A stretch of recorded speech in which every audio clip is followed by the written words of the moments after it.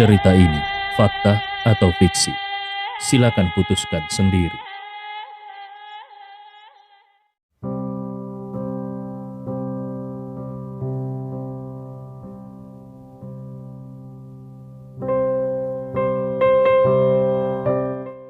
Najwa tidak menyangka kalau Andi akan secara sukarela menawarkan untuk membantu ibunya mencari tahu tentang kosmetik. Dia merasa tidak berdaya dan akhirnya bertanya kepada Andi, "Suamiku, kenapa aku belum pernah mendengar kalau kau punya teman yang berbisnis kosmetik?"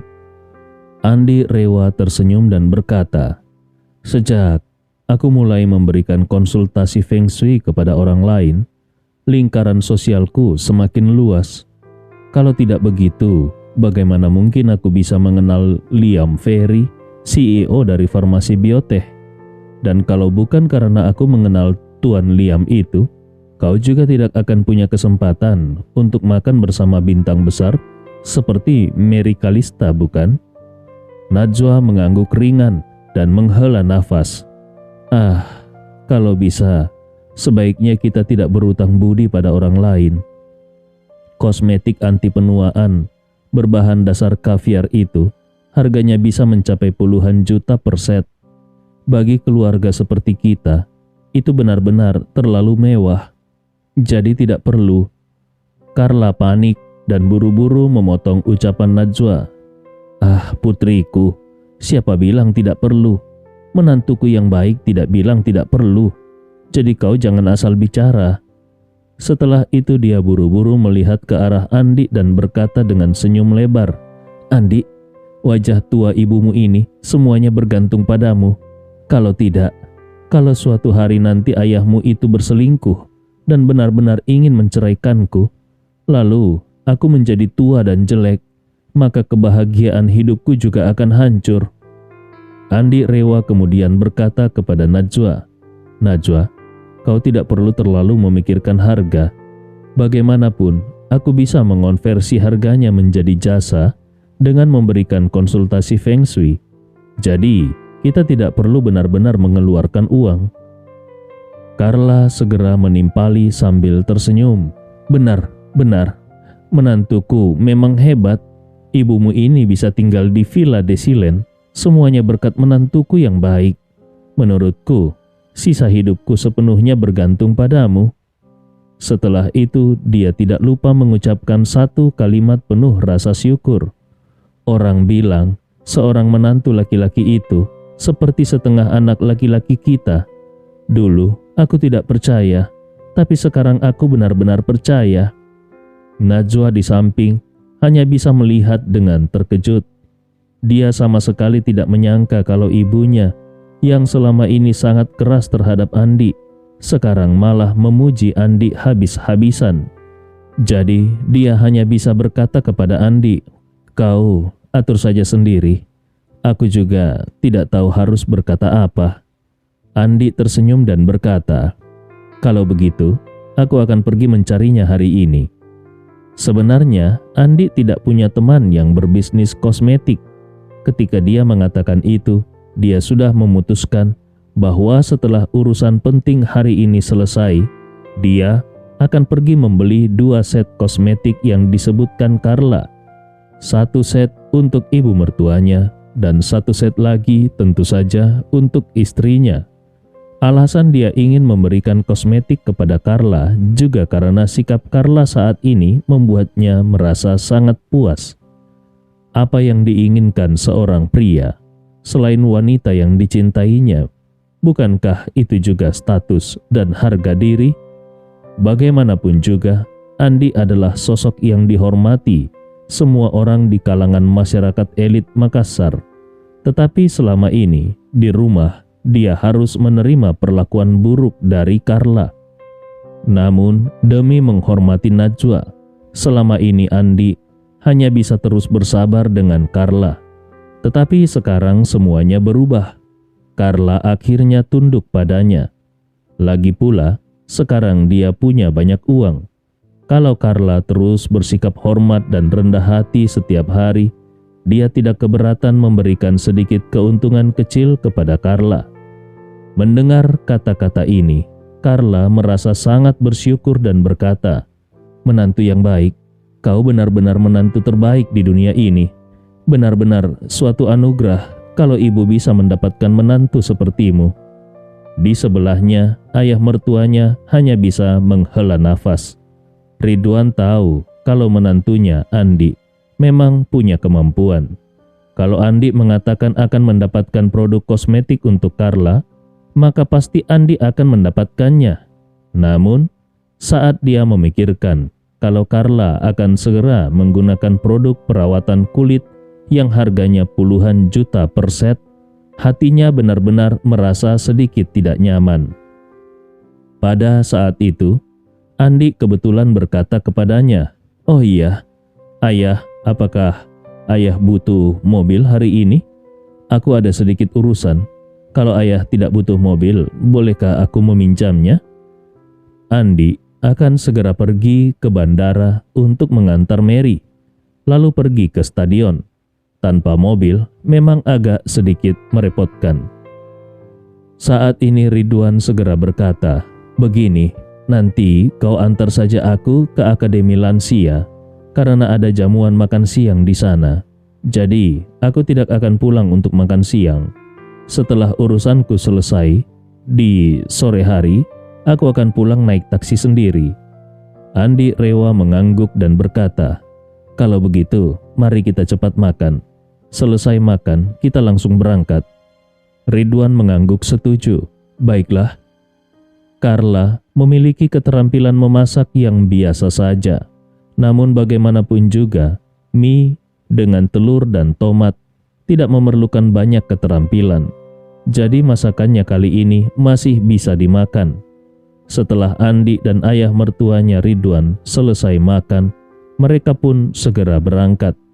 Begitu Andi mengendarai BMW ayah mertuanya dan baru keluar dari rumah, ayah mertuanya berkata sambil merasa iba, "Ah, Andi, kau ini memang bodoh. Kenapa kau setuju untuk mendapatkan produk perawatan kulit yang begitu mahal untuk si Carla itu? Kau lihat sendiri, apakah dia pantas untuk mendapatkannya?" Andi tersenyum dan berkata, "Ayah, itu hanya seharga puluhan juta saja, bukan masalah besar. Lagi pula, aku kan punya teman. Mendapatkan satu set produk perawatan kulit bukanlah masalah besar." Ridwan tidak bisa menahan diri untuk berkata dengan penuh penyesalan, "Ah, sayang sekali, benar-benar sayang sekali." Andi tersenyum tanpa berkata apa-apa. Dalam pandangan ayah mertuanya, bahkan kalaupun Carla hanya menggunakan produk perawatan kulit yang murah, rasanya tetap akan sia-sia. Namun, bagi Andi, uang sebesar itu bukanlah masalah besar. Bukan hanya dirinya yang bisa membelinya, tetapi dia juga bisa dengan mudah menelpon Ibnu Komar, Zeki Harun, atau Hamzah untuk membantunya membelikan 10 atau 20 set sekaligus. Apa masalahnya? Yang terpenting adalah hanya dengan sedikit keuntungan kecil, dia bisa membuat ibu mertuanya patuh. Transaksi ini benar-benar terlalu menguntungkan. Di sampingnya Ridwan ragu-ragu sejenak sebelum berkata, Andi, sebenarnya bisakah aku minta tolong sesuatu?" Andi rela mengangguk. "Ayah, katakan saja, tidak perlu sungkan." Ridwan tersenyum malu-malu dan menggosok-gosok tangannya. "Aku ingin meminta tolong. Bisakah kau mendapatkan satu set lagi produk perawatan kulit itu untukku?" Andi secara refleks bertanya, "Ayah juga mau menjaga penampilan, tapi sepertinya tidak perlu, bukan? Pria yang sedikit tua justru lebih berkarisma." Ridwan tersenyum canggung dan berkata, "Ayah tidak akan menyembunyikannya darimu. Ayah meminta satu set itu bukan untukku. Aku mau memberikannya untuk Bibi Mariska. Kau tahu kan, ayah sekarang tidak punya banyak uang. Bibi Mariska sudah pulang sejak lama, tapi aku belum pernah memberikan hadiah untuknya. Aku merasa tidak enak." Sambil berkata demikian, dia menambahkan, "Aku pikir karena kau punya akses untuk mendapatkan produk perawatan kulit itu, bisa tolong dapatkan satu set lagi untuk ayah? Ayah akan memberikannya kepada Bibi Mariska. Jadi ayah juga bisa menjaga gengsi, bukan?" Sebagai sesama pria, Andi sangat memahami apa yang ada dalam pikiran mertuanya. Sebenarnya, pria mana yang tidak ingin membuat wanita yang dicintainya bahagia? Hanya saja, ada sebagian orang yang memang tidak memiliki kemampuan untuk melakukannya dan tidak berdaya. Seperti Andi sebelumnya, dia bukan hanya tidak punya uang sepeser pun, tetapi juga tidak memiliki apa-apa.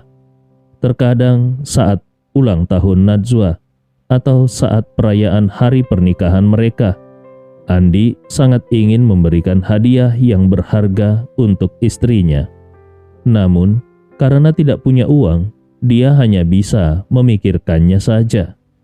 Hadiah pertama yang berharga yang dia berikan kepada istrinya adalah kalung yang dibelinya untuk Najwa setelah sangkala menemukannya. Sebelumnya, meskipun Andi ingin memberikan seluruh dunia kepada istrinya, dengan kemampuannya saat itu, dia bahkan tidak mampu membeli satu set produk kecantikan yang layak.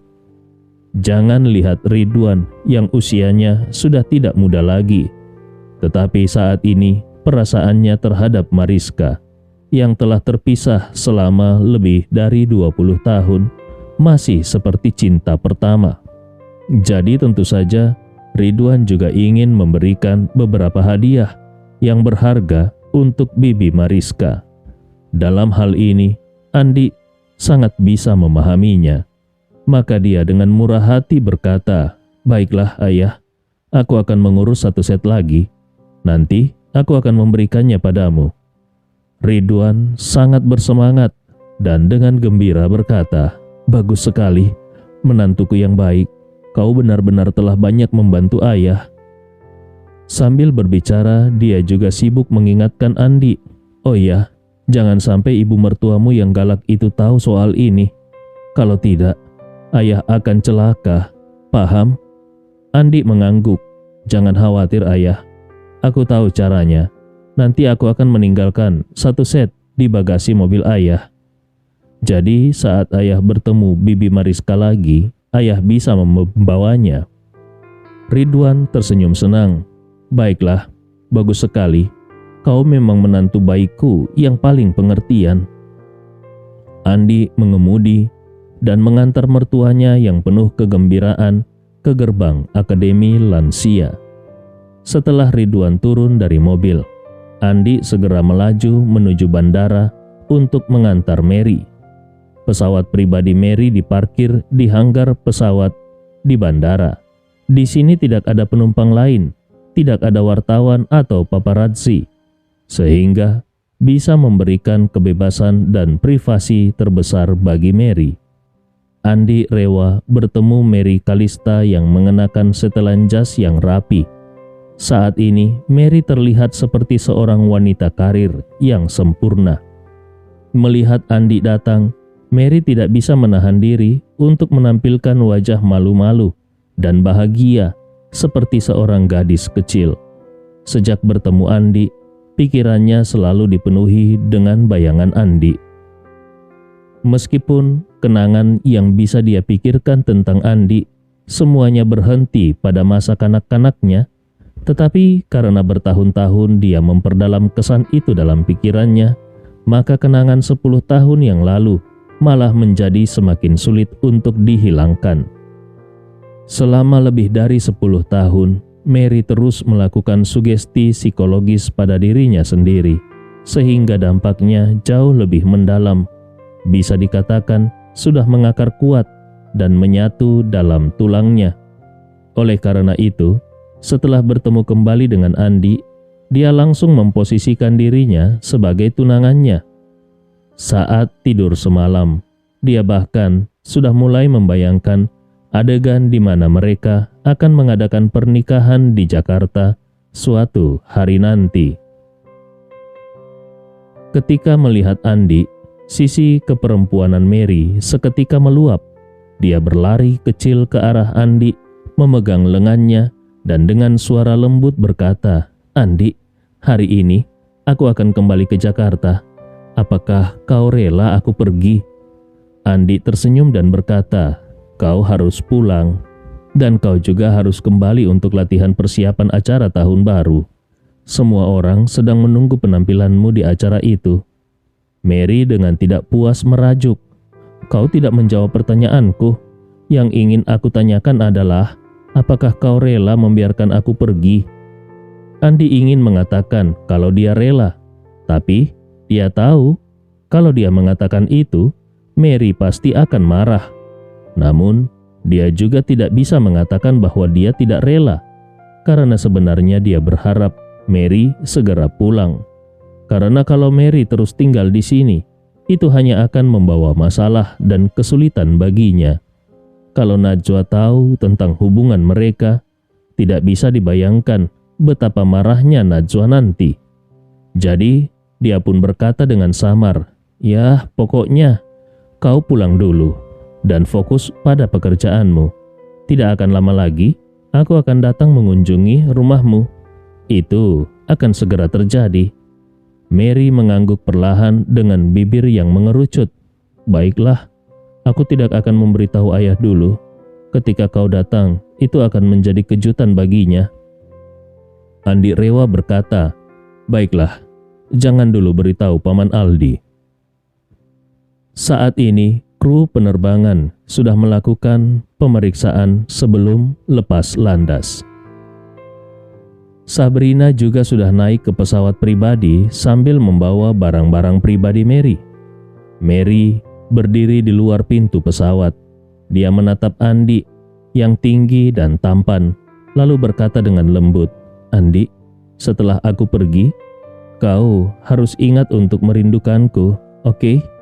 Andi Rewa mengangguk. "Tentu saja, aku akan merindukanmu." Mary kemudian berkata, "Di dalam kepalamu harus selalu ada satu ingatan yang terus-menerus mengingatkanmu bahwa aku adalah tunangan resmimu. Wanita lain di luar sana hanyalah persinggahan sementara dalam hidupmu. Ayahku hanya punya satu putri, dan di dalam matanya kau adalah menantu satu-satunya. Jangan sampai kau mengecewakannya." Andi merasa sedikit pusing, tapi dia hanya bisa mengangguk dan berkata, Oke, waktunya sudah tidak banyak, cepat naik ke pesawat." Mary mengangguk dan berkata dengan perasaan yang tak ingin berpisah, "Aku akan pergi sekarang." Andi mengangguk, "Pergilah, semoga perjalananmu lancar." Mary tersenyum malu-malu dan tiba-tiba dia memberanikan diri mencium pipi Andi dan dengan wajah merah berkata, "Ini adalah hadiah awal untukmu." Andi terkejut dan bertanya, "Hadiah awal untuk apa?" Mary menjawab, "Hadiah awal supaya kau ingat untuk merindukanku." Setelah berkata begitu, dengan pipi yang memerah, Mary berbalik dan naik ke pesawat pribadinya. Saat pintu pesawat tertutup, dia masih berdiri di pintu dan melambaikan tangan kepada Andi. Mesin pesawat mulai menyala, lalu perlahan bergerak keluar dari hanggar. Andi Rewa akhirnya merasa lega. Dia buru-buru kembali ke tempat parkir, lalu mengemudi menuju pusat kota. Setelah mengemudi, dia segera menelpon Ibnu Komar dan langsung memberi perintah, "Tolong carikan produk perawatan kulit mewah yang mengandung kaviar untuk anti penuaan." Ibnu Komar menjawab, "Memang ada produk seperti itu. Kita menjualnya di Hotel JX Marion. Itu adalah merek perawatan kulit mewah terbaik di dunia. Jauh lebih baik daripada merek terkenal lainnya." Andi bertanya dengan keheranan, "Apakah JX Marion juga menjual produk perawatan kulit?" Ibnu Komar tertawa, "Puang, mungkin kau belum pernah tinggal di JX Marion. Jadi kau tidak tahu bahwa di bagian hotel, di bagian lain dari hotel kita, ada pusat perbelanjaan mewah yang sangat besar. ada toko-toko khusus merek top di sana. Ini adalah tren di hotel-hotel mewah dunia yang menggabungkan akomodasi, makanan, hiburan, dan belanja. Sehingga pelanggan yang kategori kelas atas bisa menikmati liburan tanpa harus pergi keluar untuk berbelanja. Andi Rewa menyadari sesuatu dan berkata, "Kebetulan sekali. Tolong beli 3 set produk perawatan kulit kaviar anti penuaan itu dan kirimkan ke Stadion Makassar untukku nanti." Saat Ibnu Komar terburu-buru membantu Andi membeli produk kosmetik, Andi sudah tiba di Stadion Makassar. Hari ini, pertandingan telah memasuki babak semifinal. Pada pertandingan sebelumnya, penampilan Ramlah yang mengalahkan Safiera hanya dengan satu gerakan telah menarik perhatian besar di dunia maya dan tiba-tiba mendorong popularitas pertandingan ini ke puncak. Oleh karena itu, pertandingan semifinal hari ini menarik perhatian seluruh negeri. Begitu banyak penonton yang bersedia membeli tiket dengan harga tinggi di luar stadion hanya untuk menyaksikan langsung bagaimana Ramlah melaju ke final. Di dalam dan di luar stadion, iklan Puyer Yulanta sudah ditampilkan secara besar-besaran. Sebagai sponsor utama, elemen iklan mereka ada di mana-mana. Setiap kali kamera menangkap suatu gambar, pasti ada iklan Puyer Yulanta di dalamnya. Selain itu, stasiun televisi yang menyiarkan pertandingan ini juga terus menampilkan logo Puyer Yulanta di sudut kanan bawah layar. Yang lebih menarik lagi, banyak streamer internet yang berada di tempat kejadian menyiarkan langsung pertandingan ini di platform streaming yang semakin memperluas pengaruh Puyer Yulanta. Bisa dikatakan, Puyer Yulanta milik Farmasi Asahi langsung mendapatkan perhatian besar. Nobu Asahi sangat senang dengan hasil ini. Awalnya dia berpikir kalau pertandingan ini tidak akan menarik banyak perhatian. Tetapi karena hak sponsor dijual dengan harga murah, dia tidak terlalu mengharapkan hasil yang besar. Namun, siapa yang menyangka bahwa satu orang, yaitu Ramlah, bisa membuat pertandingan ini meledak dalam popularitas. Nobu Asahi merasa sangat beruntung. Setelah Andi tiba di stadion, dia langsung menuju ruang istirahat pemain. Begitu masuk, dia melihat Ramlah sedang melakukan pemanasan dengan melompat-lompat di tempat. Sementara Hamzah dan Dimas juga berada di sana. Melihat Andi masuk, Ramlah segera maju dan dengan penuh kasih berkata, "Tuan Andi, kau datang?" Andi mengangguk dan tersenyum. "Ramlah, bagaimana perasaanmu hari ini?" Ramlah segera menjawab, "Tuan Andi, aku merasa sangat baik. Jangan khawatir, aku pasti akan memenangkan pertandingan ini." Andi Rewa mengangguk dan tersenyum. "Menurutku, dengan kekuatanmu saat ini, tidak ada peserta lain dalam pertandingan ini yang bisa menandingimu. Jadi, yang perlu kau pikirkan adalah bagaimana memenangkan pertandingan dengan lebih indah." Ramlah merasa sedikit malu dan bertanya, "Tuan Andi, oh tidak, pelatih Andi, bagaimana menurutmu agar aku bisa memenangkan pertandingan ini dengan lebih indah?" Andi dengan tenang menjawab, "Sangat sederhana, seperti pertandingan sebelumnya. Menangkan pertandingan ini dengan satu gerakan." Dalam pandangan Andi, cara kemenangan yang paling sempurna dalam pertandingan antara para pejuang adalah dengan menang dengan satu gerakan. Bertarung selama 300 ronde memang menyenangkan dan memuaskan. Namun kalau seseorang harus bertarung begitu lama untuk menang, itu menunjukkan bahwa perbedaan antara kedua belah pihak tidak terlalu besar atau bahkan seimbang. Kekuatan Ramlah saat ini sudah jauh melebihi para peserta lainnya. Hanya saja, Ramlah masih memiliki kekurangan dalam taktik. Kalau Ramlah bisa mengumpulkan lebih banyak pengalaman, kemampuan tempurnya akan meningkat ke tingkat yang lebih tinggi. Ramlah merasa sedikit ragu di dalam hatinya, tetapi melihat keyakinan Andi padanya, dia segera mengangguk dan berkata dengan tegas, "Jangan khawatir, pelatih. Aku pasti akan tampil all out." Sementara itu, di ruang istirahat lain, Rika Akana sedang duduk dengan mata terpejam. Dia beristirahat dengan selimut menutupi tubuhnya. Tanaka dan Nobu Asahi berdiri di sampingnya. Tanaka memegang sebuah ponsel yang sedang terhubung dengan video call bersama Yamamoto yang terbaring di tempat tidur. Namun Yamamoto di ujung telepon tidak mengeluarkan suara apapun.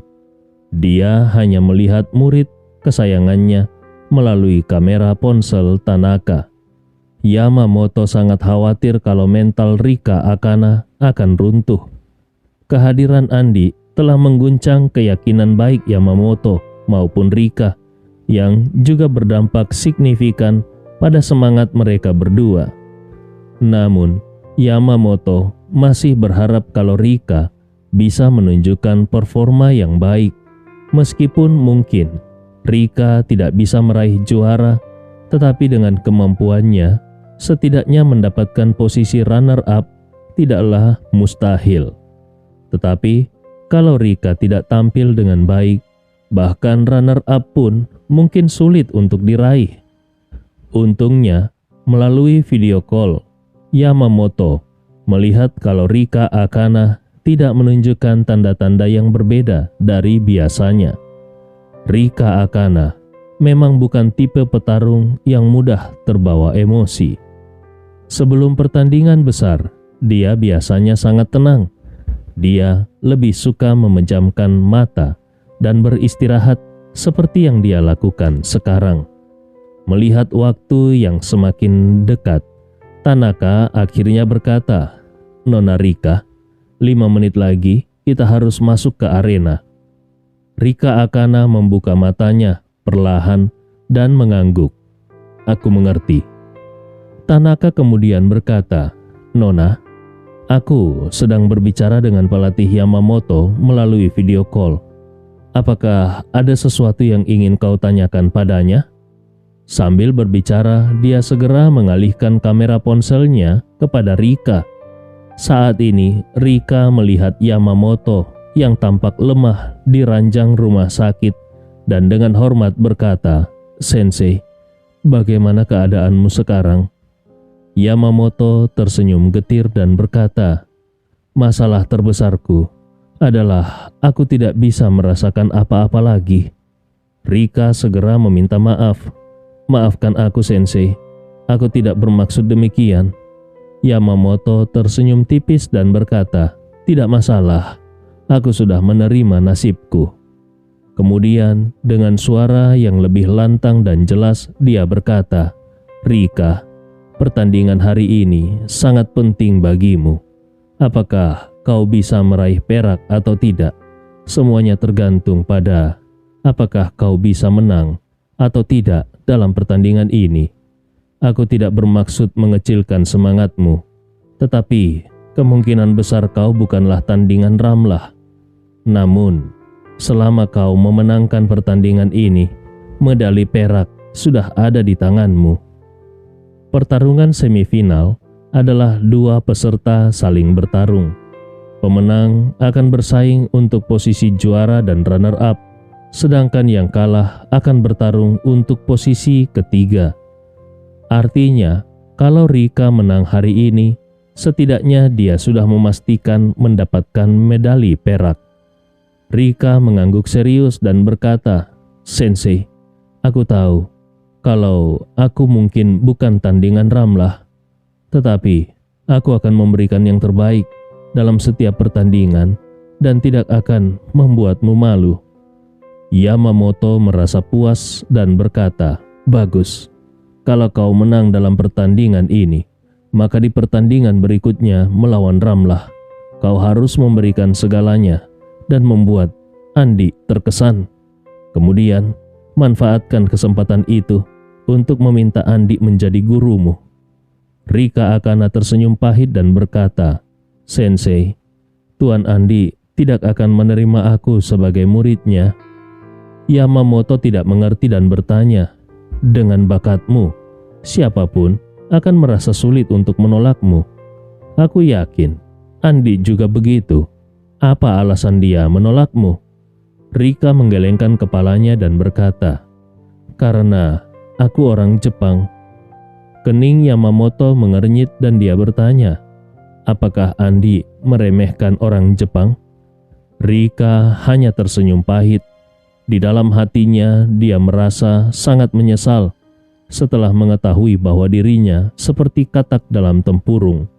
Dia sangat berharap bisa melompat keluar dari sumur tersebut, namun Andi tidak memberinya kesempatan itu. Melihat ekspresi murungnya, Yamamoto segera menghiburnya. Rika, sekarang bukan waktunya untuk memikirkan hal itu. Fokuslah pada pertandingan ini. Kita bisa membicarakan hal lain setelahnya. Rika mengangguk dengan tegas lalu berkata kepada Yamamoto, Sensei, aku akan masuk ke arena sekarang. Yamamoto menyemangatinya, pergilah. Dalam pertandingan ini, berikan yang terbaik. Tidak peduli apakah Andi mau menerimamu sebagai murid atau tidak. Kau tetap harus menunjukkan kemampuanmu. Jadi, cobalah untuk memenangkan pertandingan ini dengan gaya yang indah.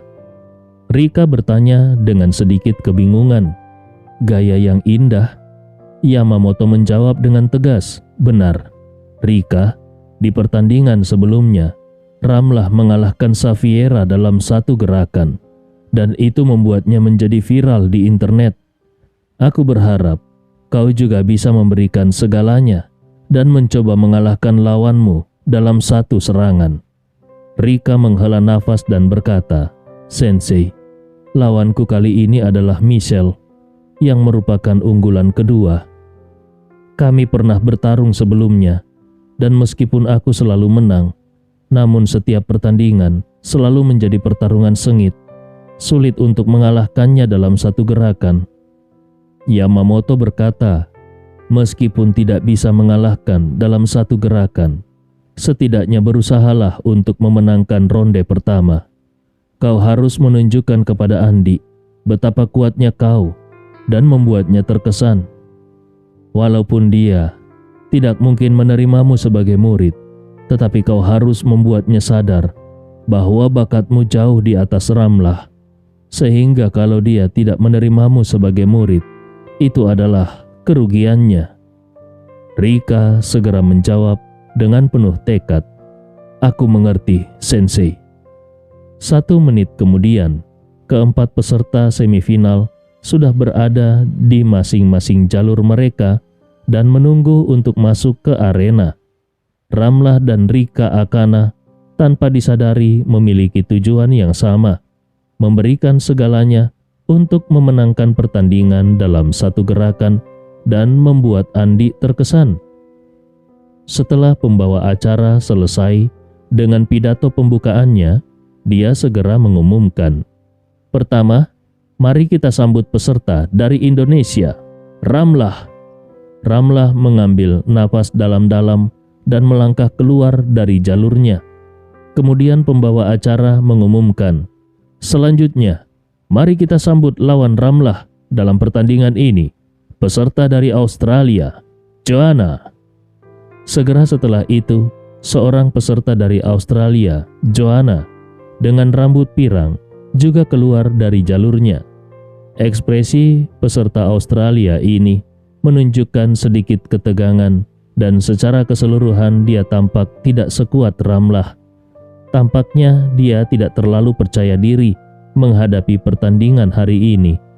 Setelah itu, pembawa acara menyebutkan nama Rika Akana dan lawannya Michelle dari Amerika Serikat. Rika dan Michelle, keduanya sangat tenang, namun mata mereka penuh dengan keinginan untuk memenangkan pertandingan ini. Michelle yang merupakan unggulan kedua dalam turnamen ini, tidak jauh lebih lemah dari Rika. Setelah melihat pertandingan Ramlah sebelumnya, dia juga menyadari bahwa peluangnya untuk memenangkan kejuaraan ini sangat kecil. Karena itu, seperti Rika Akana, dia juga berharap bisa memenangkan pertandingan ini untuk mengamankan medali perak. Bahkan, Michelle memiliki pemikiran yang lebih realistis.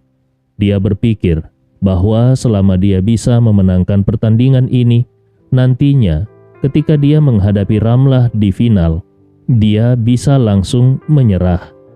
Dengan cara ini, dia tidak hanya bisa memastikan mendapatkan medali perak tanpa risiko cedera, tetapi juga tidak akan menghadapi risiko cedera dari pertemuan dengan Ramlah.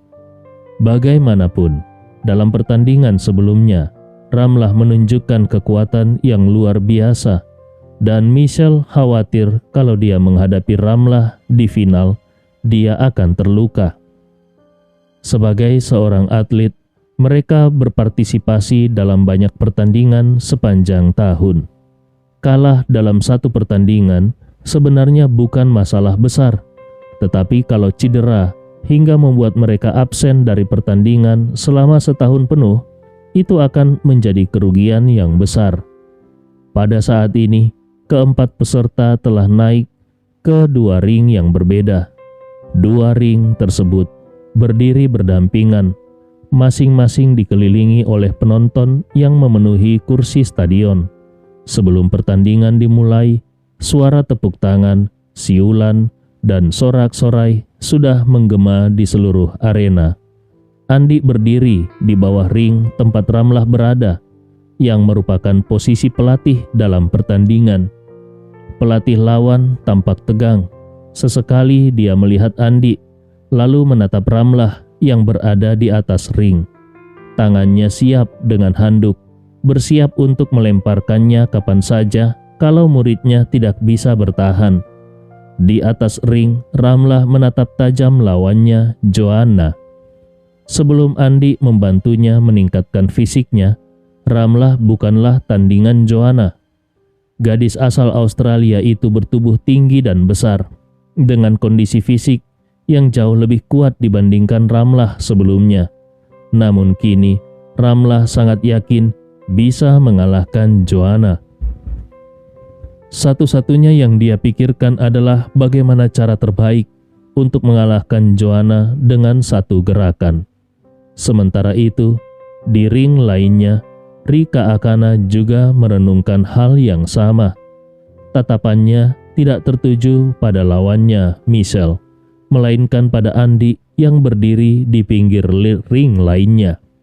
Meskipun Andi tidak memperhatikannya, Rika yakin bahwa kalau dia bisa tampil sangat baik, Andi pasti akan melihatnya. Bagaimana caranya agar dia bisa tampil luar biasa? Sepertinya dia harus mengikuti nasihat pelatihnya dan mengalahkan Michelle dengan satu gerakan. Pada saat ini, wasit di kedua ring secara bersamaan mengumumkan dimulainya pertandingan. Di sisi Ramlah, dia fokus menatap Joanna mencari celah dalam pertahanan lawannya. Joanna tampak sangat waspada terhadap Ramlah, sehingga dia tidak berani menyerang lebih dulu dan terus berada dalam posisi bertahan. Dia memperhatikan setiap gerakan Ramlah dengan cermat. Di sisi lain, saat pertandingan dimulai, Michelle langsung berteriak keras dan melancarkan serangan ke arah Rika Akana. Michelle sudah lama ingin mengalahkan Rika Akana. Dia tahu kalau kemampuannya sangat jauh di bawah Ramlah. Jadi, dia ingin menumpahkan seluruh energinya dalam pertandingan melawan Rika Akana. Gaya bertarung Michelle yang agresif dengan serangan yang besar dan terbuka membuat Rika harus cepat mundur untuk menghindari serangan bertubi-tubi dari lawannya. Namun, Rika tidak berani membalas serangan Michelle karena dia memiliki keinginan kuat untuk mengalahkan Michelle dengan satu gerakan demi membuat Andi terkesan. Karena itu, dia harus menunggu momen yang tepat untuk melakukan serangan mematikan. Sementara itu Ramlah mulai mendekati Joanna. Dia bergerak dengan tubuhnya yang lincah untuk mengurangi jarak antara dirinya dan Joanna, sambil terus mencari kesempatan terbaik. Joanna yang sangat waspada terhadapnya terus mundur dan berusaha menjaga jarak aman. Saat Joanna terpojok ke sudut ring, Ramlah tiba-tiba melihat celah dan dengan gerakan secepat kilat dia melompat ke arah Joanna. Joanna yang panik segera mempersiapkan diri dengan tangan di depan untuk menghadapi serangan pertama Ramlah. Ramlah melompat dengan cepat, kakinya melayang ke udara sejauh 0,5 meter, lalu tubuhnya berputar di udara dan kaki kanannya dengan cepat menghantam ke arah Joanna. Suara tebasan udara yang tajam mengiringi gerakan Ramlah. Joanna yang menghadapi Ramlah langsung menunjukkan ekspresi terkejut yang amat sangat. Joanna tahu betul kekuatan ledakan Ramlah. Setelah melihat bagaimana Ramlah mengalahkan Xaviera di pertandingan sebelumnya, Joanna sadar bahwa kalau dia tidak berhati-hati, dia bisa terlempar keluar dari ring seperti Xaviera. Dalam usahanya memperkuat posisi, Joanna cepat-cepat menarik kaki kanannya ke belakang. Dia membentuk segitiga dengan tanah menggunakan kedua kakinya untuk memperkuat kestabilan. Kemudian dia menyiapkan kedua tangannya di depan dan bersiap menahan tendangan Ramlah. Namun, Joanna bukanlah Xaviera. Dia sama sekali tidak tahu seberapa kuat tendangan Ramlah. Begitu kaki Ramlah menghantam lengan Joanna, terdengar suara patah yang sangat jelas. Kedua lengan Joanna patah akibat kekuatan tendangan itu. Rasa sakit yang luar biasa membuat Joanna tidak mampu lagi menahan kekuatan besar dari tendangan itu. Tubuhnya melayang ke belakang, persis seperti yang terjadi pada Xaviera di pertandingan sebelumnya. Penonton yang memenuhi stadion terkejut dan berseru kaget. Tidak ada yang menyangka kalau kekuatan tendangan Ramlah akan sekuat itu. Pelatih Joanna yang sangat cemas segera melemparkan handuk ke udara, tanda menyerah, lalu berlari ke arah Joanna. Tidak lama kemudian, Joanna yang tampak sangat kesakitan dibawa keluar dari arena oleh tim medis. Dengan kemenangan ini, Ramlah berhasil maju ke final dengan kemenangan telak sekali lagi. Penonton meledak dalam sorak-sorai. Keberhasilan seorang atlet Indonesia maju ke final dalam kejuaraan olahraga mahasiswa internasional adalah pencapaian yang luar biasa dan belum pernah terjadi sebelumnya. Namun, di ring lain, situasi Rika Akana jauh berbeda. Dia terus diserang oleh Michelle dari Amerika yang menghajarnya bertubi-tubi. Rika tidak melawan sama sekali.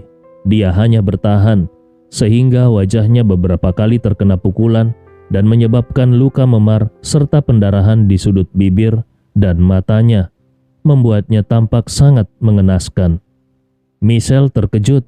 Dia tidak tahu kenapa Rika hanya bertahan tanpa membalas, tetapi dia tidak menyia-nyiakan kesempatan ini dan terus menyerang Rika dengan pukulan-pukulan brutalnya.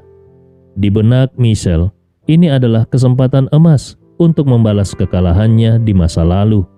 Beberapa kali dia dikalahkan oleh Rika, dan kali ini dia berniat untuk mengalahkan Rika di depan seluruh dunia dengan cara yang luar biasa. Rika merasakan rasa sakit yang sangat kuat dari lukanya, tetapi dia menahan diri untuk tidak membalas. Dalam hatinya, dia terus berkata pada dirinya sendiri, "Aku tidak boleh bertindak gegabah. Aku harus menang dengan satu gerakan. Aku harus membuat Tuan Andi terkesan. Michelle, teruslah menyerang sekuat tenagamu. Aku tidak akan membalas, setidaknya sampai aku menemukan celah fatalmu. Karena bagiku, kau bukanlah lawanku. Kau hanyalah catatan nilai yang akan kubuktikan pada Tuan Andi." Michelle tidak tahu apa yang dipikirkan Rika. Baginya ini adalah kesempatan untuk menuntaskan dendam. Dia mengarahkan pukulan-pukulan beruntun dengan kekuatan penuh dan setiap pukulannya sangat tajam.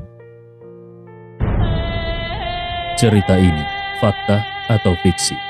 Silakan putuskan sendiri.